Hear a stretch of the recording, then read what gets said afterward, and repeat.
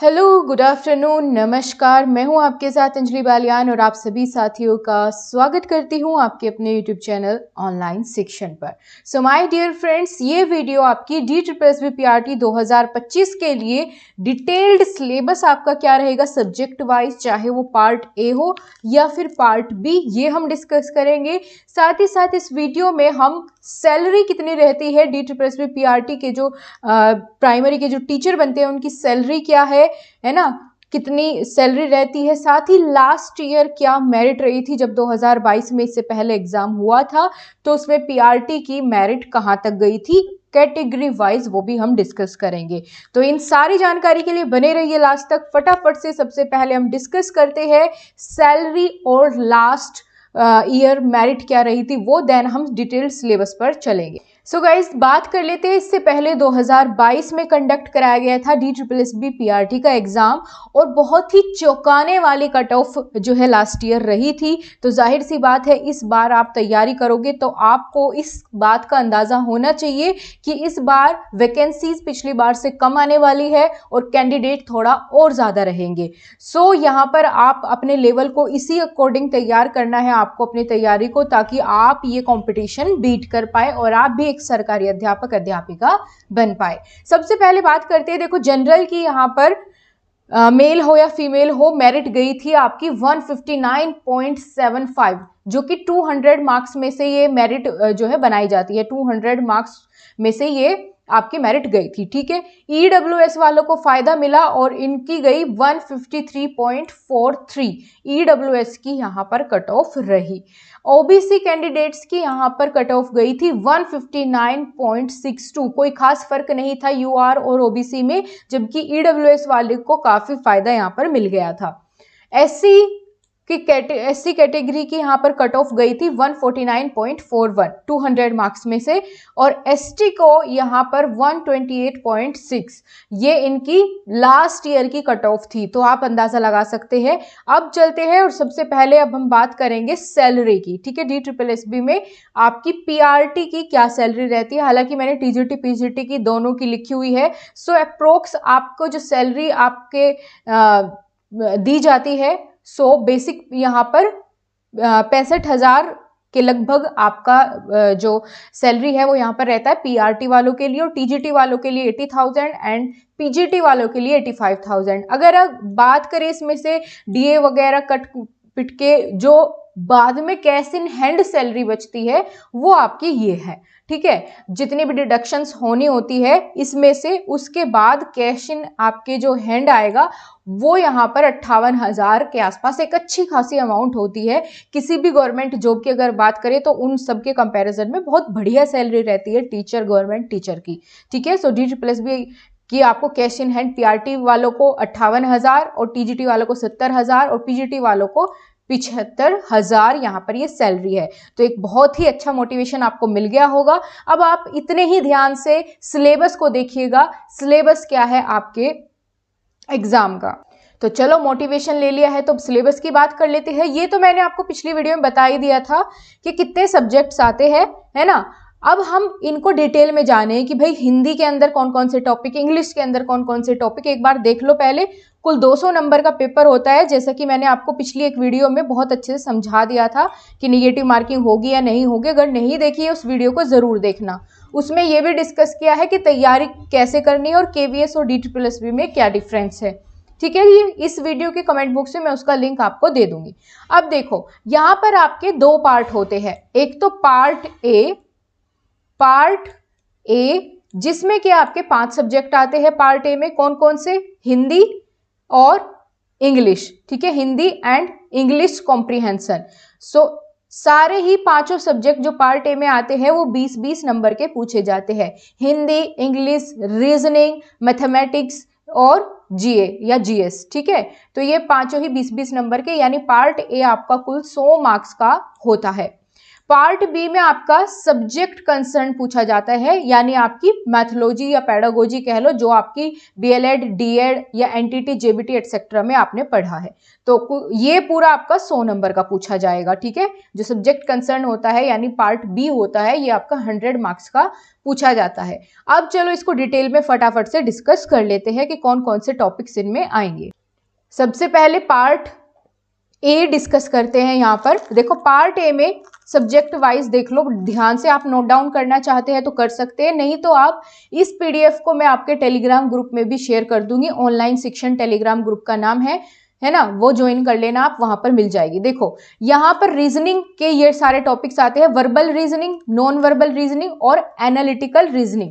ये इन तीनों से ही क्वेश्चन पूछे जाते हैं, जिससे वर्बल रीजनिंग में सीरीज, एनालॉगी और classification, coding decoding, blood relation, distance and direction, sequence test, sitting arrangement, calendar, age problems, dice and cubes, missing number, mathematical operation, Venn diagram, puzzle और क्लॉक, ये सब verbal reasoning का part होता है। Non verbal में आ जाएगी आपकी series, analogy, classification, paper cutting, folding, water image, figure counting और मिरर इमेज। इन सब से जरूर क्वेश्चन देखने को आपका मिलता है।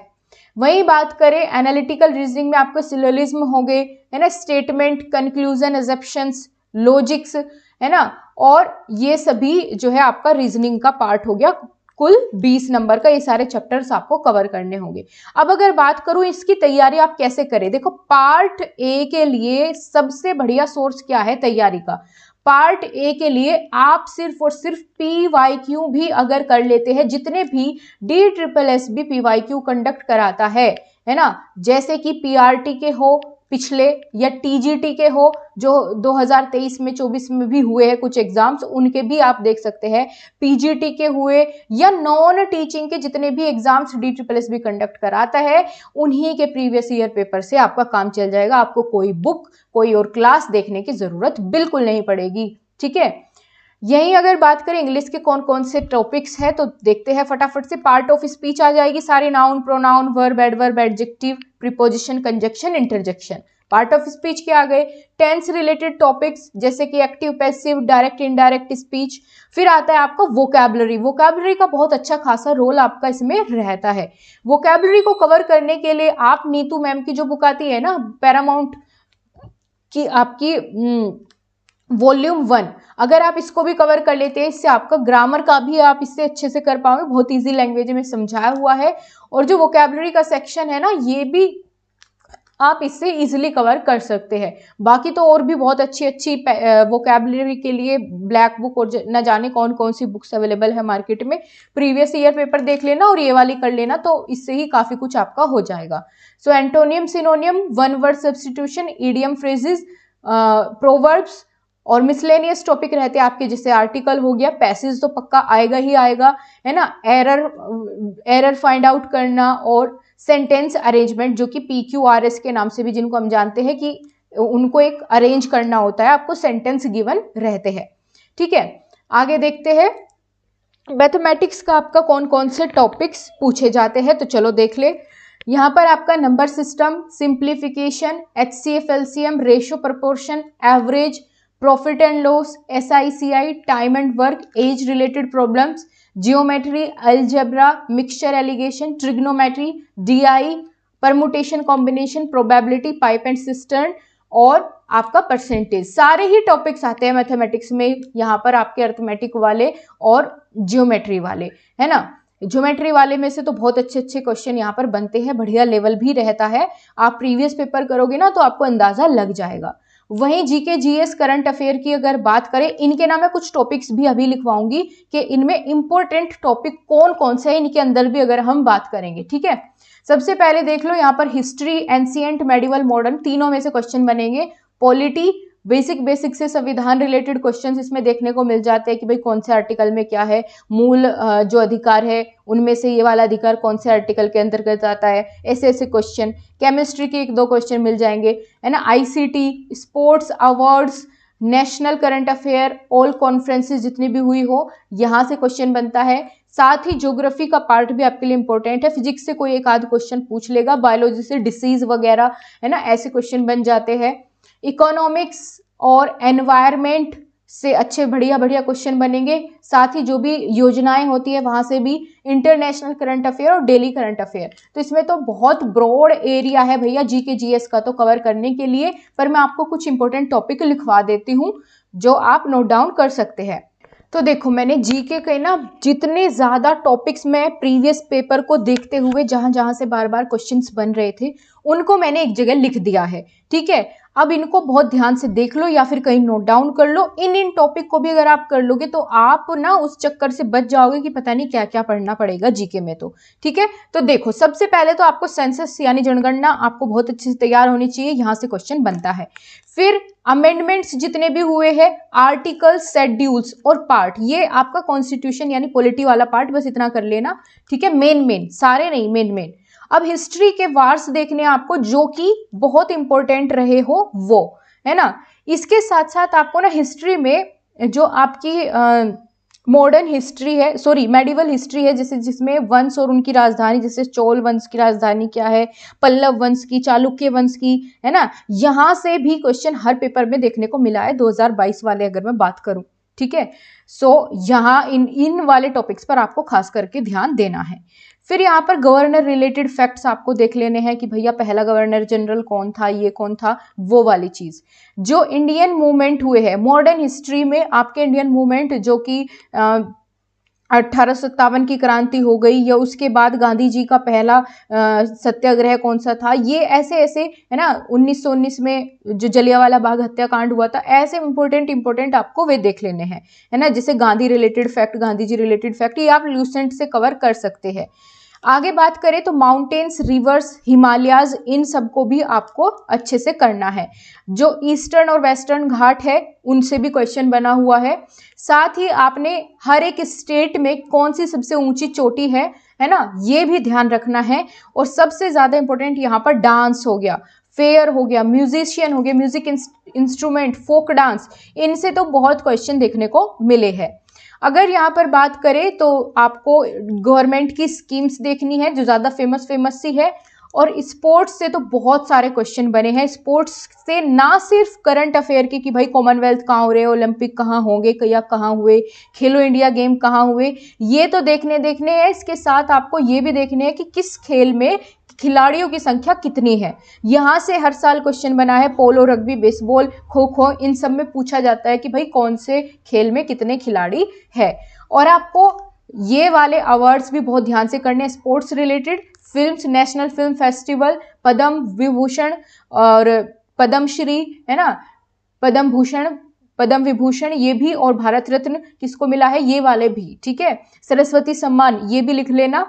साथ ही इंटरनेशनल ऑर्गेनाइजेशन एंड हेडक्वार्टर से क्वेश्चंस बने हैं आपके प्रीवियस पेपर में। नेशनल ऑर्गेनाइजेशन से भी क्वेश्चन पूछा जाता है। और वहीं बात करें करेंसी रिलेटेड, बहुत सारे फैक्ट्स आपके पेपर में आए हैं। और बजट आपका जो भी लेटेस्ट होगा, आपके एग्जाम से कुछ पहले देख लेना आप, लेटेस्ट जो भी बजट आया होगा उससे क्वेश्चन पूछे जाते हैं। फेमस अवार्ड्स हो गए, चाहे उसमें अकेडमिक आए या फिल्म फेयर, जैसे कि मैंने आपको ऊपर बता ही दिया है। सो ये मैंने यहाँ पर कोशिश की है कि भाई थोड़ा सा और इलेबोरेट मैं आपके लिए टॉपिक को कर सकूं। आई होप आपको पसंद आया होगा ये काम।